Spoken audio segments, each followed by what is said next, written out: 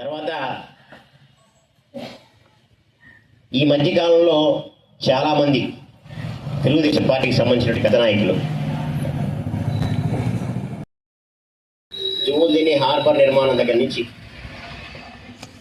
జువ్వొదిని harbour sanction అయింది, శంకుస్థాపన చేసింది 2020-21-11-2020. ఆ రోజు నుంచి కూడా ఆనాటి ప్రభుత్వం టెండర్ పిలిస్తే అక్కడ ఉన్నటువంటి సబ్ కాంట్రాక్టర్ ఎవరు, స్థానిక శాసనసభ్యుడు కావ్య కృష్ణారెడ్డి, ఆ రోజు నీకు హార్బర్ టెండర్ కావాలా, సబ్ కాంట్రాక్ట్ కావాలని చెప్పి ఆనాటి శాసనసభ్యుడు రామిరెడ్డి ప్రతాప్ కుమార్ రెడ్డికి వచ్చి నువ్వు అడిగిన మాట వాస్తవం కాదా? అది ఏ ప్రభుత్వం జరిగింది? వైఎస్ఆర్ కాంగ్రెస్ పార్టీ ప్రభుత్వం కాదా? ఏ ప్రభుత్వంలో శంకుస్థాపన చేశారు? ఏ ప్రభుత్వంలో టెండర్లు పిలిచారు? నీకు తెలియదా కావ్య కృష్ణారెడ్డి గారు? కావ్య కృష్ణారెడ్డి గారు పదే చెప్తాను, మీ ఏదో మత్స్యకారుల కోసమే హార్బర్ నిర్మాణం చేసి నువ్వు డబ్బులు సంపాదించుకోవడానికి డబ్బుల మీద కప్పుతుపడి నువ్వు సబ్ కాంట్రాక్టర్ మెడా రఘునాథ్ రెడ్డి దగ్గరకు పోయి సబ్ కాంట్రాక్టర్ తెచ్చుకొని ఆనాటి శాసనసభ్యుడు రామిరెడ్డి ప్రతాప్ కుమార్ రెడ్డి చుట్టూ తిరిగి సబ్ కాంట్రాక్టర్ తెచ్చుకొని నువ్వు హార్బర్లో డబ్బులు సంపాదించుకునే దానికోసం హార్బర్కి వచ్చావు, డబ్బులు సంపాదించుకున్నావు. ఈ రోజుకి ఇప్పటికీ నువ్వు ఇంకా హార్బర్ని మాకు హ్యాండ్ ఓవర్ చేయాల. ఇంకా 15% నుంచి 20% పనులు పెండింగ్లో ఉన్నాయి.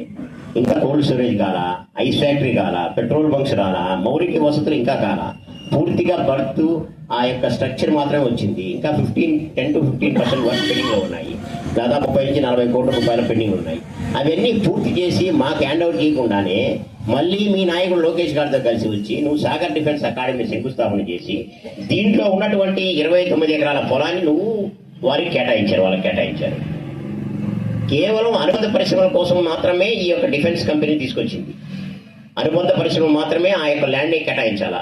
అట్లాంటిది అది చేయకపోగా మీరు ఏదో సాగర్ డిఫెన్స్ ఇంజనీరింగ్ కంపెనీని మత్స్యకారులు మంచి కోసం చేస్తున్నామని చెప్పి చెప్తా ఉన్నారు.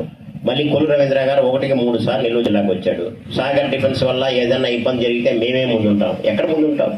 నువ్వే కదా ముందుండి లోకేష్ గారిని పంపించి శంకుస్థాపన చేయించావు. మరి నువ్వు ఎక్కడ ముందుంటావు? నీకు శాఖలు మైన్స్, ఎక్సైజ్ శాఖ వచ్చి మత్స్యకారుల శాఖ మీద వచ్చి రివ్యూ చేస్తుంటావు. అది అయ్యేమో ఏదో ఈ రాష్ట్ర ప్రభుత్వానికి మీకే తెలియాలా. వచ్చి ఏదో చెప్తావు, సాగర్ డిఫెన్స్ కంపెనీ వల్ల మీకు మంచిగా ప్రయోజనం లేదు, ఇబ్బంది లేదంటావు. మళ్ళీ తర్వాత బోట్ల చోరీకి విషయానికి వస్తాం. ఎఫ్ఐఆర్ కట్టిన బోట్లు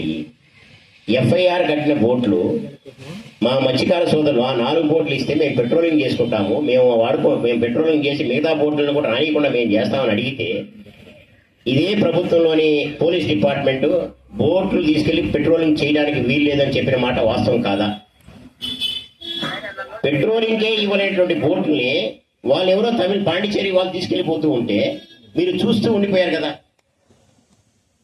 రెండో పాయింట్, ఒక శాసనసభ్యుడు, సర్వేపల్లి శాసనసభ్యుడు ఈనాటి చంద్రమోహన్ రెడ్డి గారు ఒక మాట చెప్పారు. ఏమని? బోట్లనే చోరీ చేసిన బోట్లనే పాండిచేరి ప్రభుత్వం సీజ్ చేసిందంట. పాండిచేరి ప్రభుత్వం సీజ్ చేస్తే దాన్ని తీసుకొచ్చి ఇక్కడ పెడితే సమస్య లేదు కదా. సమస్య ఉందా? అంటే మీరు మత్స్యకార సోదరుల్ని అసలు మీరు ఏమనుకుంటున్నారు? అంటే అందరూ తెలివి తక్కువ వాళ్ళు, వీళ్ళు మనం ఏమి చెప్తే అది వింటారనుకుంటారు. ఇది నాకు అర్థం కాదు. చంద్రమోహన్ రెడ్డి గారు మిమ్మల్ని అదే సర్వేపల్లే కదా 5 సార్లు ఓడించింది. అక్కడున్న మత్స్యకార సోదరులే కదా నేను ఓటమి కారకులు. మరి ఇంకా మభ్యపెట్టి మాయమాటలు చెప్పాలంటే ఎలా పోతుంది? మీరు పాండిచేరి గవర్నమెంట్ సీజ్ చేసినటువంటి బోట్లు అక్కడ సీజ్ చేయగలిగిన సత్తా ఉన్నవాళ్ళు మీరు ఆ బోట్లు ఇక్కడ తీసుకురాలేరా? తీసుకొచ్చి జోదిని హార్బర్లో పెడితే మా సమస్య పరిష్కారం అయిపోతుంది కదా. మా మత్స్యకార సోదరుల మధ్య ఇంత గందరగోళాల పరిస్థితి ఉండదు కదా. తీసుకొచ్చి ఇక్కడే పెట్టండి, సమస్య తీరిపోతుంది. కొల్లు రవీంద్ర గారు వస్తారు, ఆ బోట్లు కుదరు, మేము వేరే బోట్లు పెట్రోలింగ్ కోసం 4 బోట్లు కేటాయిస్తాము, 3 బోట్లు కేటాయిస్తాము, 2 బోట్లు కేటాయిస్తాము. అసలు నువ్వెవరయ్యా ఈరోజు చెప్పేదానికి? నువ్వు కాదు కదా మత్స్యశాఖ మంత్రి. మత్స్యశాఖ మంత్రి కదా వచ్చి చెప్పాలా? నువ్వు వచ్చి చెప్తావు. తర్వాత ఇప్పుడున్నట్టు జిల్లా అధ్యక్షుడు బేదా రవిచంద్ర గారు ప్రసంగంలో ఆయన 1-2 సార్లు 3 సార్లు ప్రెస్ మీట్ పెట్టారు. ఆయన ఏం చెప్తాడు? మత్స్యకారుల కోసం చేసింది ఏమీ లేదు జగన్మోహన్ రెడ్డి గారి ప్రభుత్వం అంటారు. ఈ రాష్ట్రంలో ఈ దేశానికి స్వతంత్రం వచ్చి 79 ఏళ్ళు పూర్తవుతుంది. 79 ఏళ్లలో ఈ రాష్ట్రానికి ముఖ్యమంత్రి అనేక మంది పనిచేశారు. ఒక్క ముఖ్యమంత్రి కూడా ఒక్క హార్బర్ నిర్మించలేదు ఈ రాష్ట్రంలో. ఈ రాష్ట్రంలో 10 హార్బర్లు శంకుస్థాపన చేసి పురోగతి సాగించినటువంటి గొప్ప ముఖ్యమంత్రి జగన్మోహన్ రెడ్డి గారు. జగన్మోహన్ రెడ్డి గారి మీద మీరు మాట్లాడతారా?